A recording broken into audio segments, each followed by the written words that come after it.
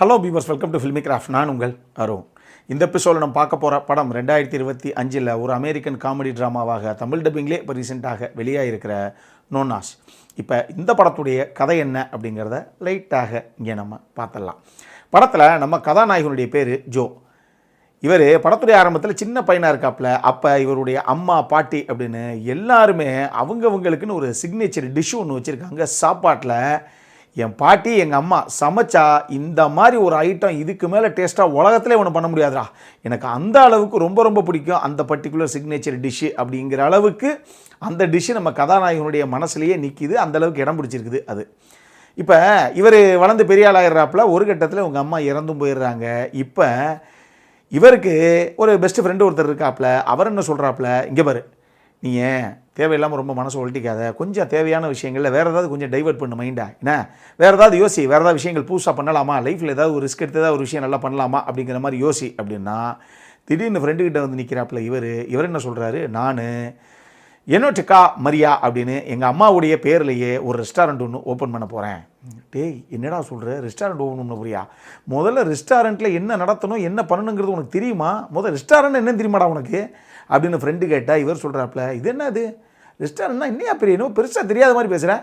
நமக்கு பிடிச்ச விஷயங்களை நல்லா ஐகானிக் டிஷ்ஷாக சமைச்சு கொடுப்போம், வர்றவங்க மனசார சாப்பிட்டுட்டு சந்தோஷமாக மகிழ்ந்துட்டு போவாங்க, அவ்வளோதானே அப்படிங்கிறாப்புல அவர். டேய், ஒரு ரெஸ்டாரண்ட் ஆரம்பிக்கிறதுக்கு என்னென்ன ப்ரொசீஜர்ஸ் இருக்குது, எவ்வளோ ரூல்ஸ் அண்ட் ரெகுலேஷன்ஸ் இருக்குது, என்னென்ன லைசன்ஸ்லாம் வாங்கணும்னு முதல் உனக்கு தெரியுமாடா?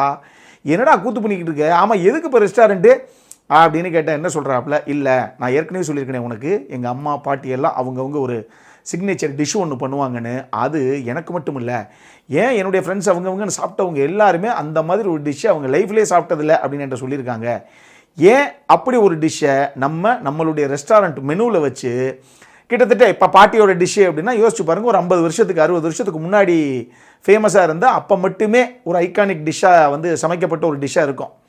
அதனால் அந்த டிஷ்ஷை இன்றைக்கி இருக்கக்கூடிய ஜென்ரேஷனுக்கு கொடுத்தோம் அப்படின்னா என்ன மாதிரி வித்தியாசமான ஒரு ரெஸ்டாரண்ட்டாக அது இருக்கும். அதுதான் என் ஐடியா, அதைத்தான் நான் பண்ண போகிறேன் அப்படின்னு சொல்கிறாப்புல. இதெல்லாம் ரைட்டு, ஏதோ உங்கள் அம்மாவும் பாட்டியும் ஒரு 4-5 டிஷ்ஷு செய்வாங்கன்னு சொல்லிட்டு இந்த வெறும் 5 டிஷ்ஷை வச்சா நீ ரெஸ்டாரண்ட் ஆரம்பிக்க போகிற அப்படின்னு கேட்டால் அவருக்கு பதில் இல்லை. இதில் இன்னொரு கேள்வி என்ன அப்படின்னா, சரி இதை விடுப்பா, இந்த டிஷ்ஷெல்லாம் இந்த மாதிரி 30 வருஷம் 50 வருஷத்துக்கு முந்தின டிஷ்ஷு, இதை இப்போ இன்றைக்கி இருக்கவனுக்கு யாருக்குடா சமைக்க தெரியும் அப்படின்னு கேட்டால் நம்ம கதாநாயகன் சொல்கிறாப்புல, இங்கே தான் வச்சுருக்கேன் ட்விஸ்ட்டு. என்னுடைய ரெஸ்டாரண்ட்டில் வேலை பார்க்க போகிறது எல்லாமே வெறும் பாட்டிகள் மட்டும்தான், அவங்க மட்டும்தான் கிச்சனில் இருந்து சமைக்க போகிறாங்க, சப்ளை மட்டும்தான் நாங்கள் பண்ண போகிறோம், வேறு ஆளுங்களை வச்சு பார்த்துக்கோங்க அப்படிங்கிறாப்புல.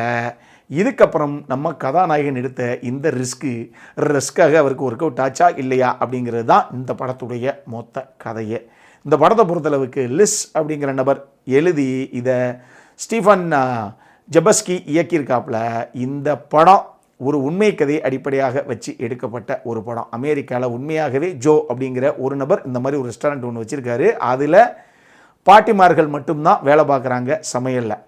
இன்றைக்கும் பயங்கர ரொம்ப ஃபேமஸான ஒரு ரெஸ்டாரண்ட்டு. அந்த பாட்டிமார்களுடைய அந்த கைப்பக்குவம், அந்த சமையல், அந்த ருசியை சாப்பிட்றதுக்காகவே அந்த ரெஸ்டாரண்ட்டில் இன்றைக்கும் பெரிய லெவலில் கூட்டம் கட்டு தான். அதை பேஸ் பண்ணி தான் இவங்க இதை படமாக கன்வெர்ட் பண்ணியிருக்காங்க. பட் இந்த படத்தை பொறுத்தளவுக்கு ஒரு விஷயம் தெளிவாக சொல்லிடுறேன், எக்ஸ்பெக்டேஷனை கிளியராக செட் பண்ணிடுறேன். இந்த படம் எல்லாத்துக்குமான படம் கிடையாது. இந்த படம் ஒரு மெலோ ட்ராமா, ஒரு நல்ல ஃபீல் குட் ட்ராமா. அதனால் இந்த கமர்ஷியல் படங்கள்லாம் பார்க்கக்கூடிய ஆடியன்ஸு நமக்கு பாட்டு இருக்கணும், ஃபைட் இருக்கணும், காமெடி இருக்கணும் அப்படிங்கிற அந்த ரசிகர்கள்லாம் தயவு செஞ்சு ஒதுங்கி நிற்கிறதே நல்லது.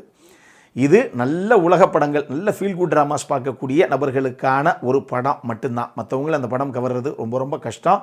தெளிவாக இங்கே நான் சொல்லிடுறேன். இந்த படத்துடைய மிகப்பெரிய பலமே இதனுடைய காஸ்டிங் அண்ட் பர்ஃபார்மன்ஸ் தான். சரியான ஆக்டர்ஸை, தரமான ரோல்ஸை எழுதி அதை பக்காவாக காஸ்ட் பண்ணியிருக்காங்க. குறிப்பாக நம்ம கதாநாயகனாக பண்ண வின்ஸ்வான் அவராகட்டும், அந்த கூட நோனாஸாக வரக்கூடிய அந்த 4 கதாபாத்திரங்கள், அந்த 4 பாட்டிகள் எல்லாரும் அவங்கவுங்களுக்குள்ள ஒரு பிரச்சனை ஒன்று இருக்கும், இவங்களுக்குள்ள ஒரு கான்ஃப்ளிக்ட் ஒன்று இருக்கும். கடைசியாக அது எப்படி ரிசால்வ் ஆகுது, இவங்களுக்குள்ள அந்த அழகான ரிலேஷன்ஷிப் எப்படி வந்து ஆரம்பிக்குது அப்படிங்கிற அந்த தருணமாகட்டும், கதாநாயகனுக்கும் அவருடைய ஃப்ரெண்டுக்கும் ஊடால ஆரம்பிக்கிற ஒரு சின்ன கான்ஃப்ளிக்ட் அது கடைசியாக எப்படி மாறுது அப்படிங்கிற விஷயத்தை அவங்க சொன்ன அந்த ஒரு மொமெண்ட் ஆகட்டும், இந்த ரெஸ்டாரண்ட்டுடைய ஓப்பனிங் டே எப்படி இருக்குது, பின்னாடி எப்படி இருக்குது அப்படிங்கிற ஒரு சில விஷயங்களை அவங்க சொன்ன விஷயங்களாகட்டும், நம்ம கதாநாயகனுக்குள்ள ஒரு அன்பு, பாசம், காதல் அப்படின்னு ஒரு மேட்டரையும் சித்தரிச்சிருக்காங்க. அந்த மாதிரி ஒரு சில விஷயங்களை அவங்க சொன்ன மேட்டராகட்டும்னு மொத்தமாக பார்க்கும்போது ஒரு நல்ல ஃபீல் குட் ட்ராமாங்க அப்படிங்கிற ஒரு ஃபீலை கொடுக்கக்கூடிய ஒரு படம் தான். அது இந்த அளவுக்கு சாத்தியப்பட்டதே நான் சொன்ன மாதிரி நல்ல நடிகர்களும் அவங்களுக்கான கதாபாத்திரங்களும் கிரியேட் பண்ணப்பட்டது தான். அது நல்லா பண்ணியிருக்காங்க எல்லாருமே அவங்க எடுத்துக்கிட்ட அந்த கதாபாத்திரத்தை.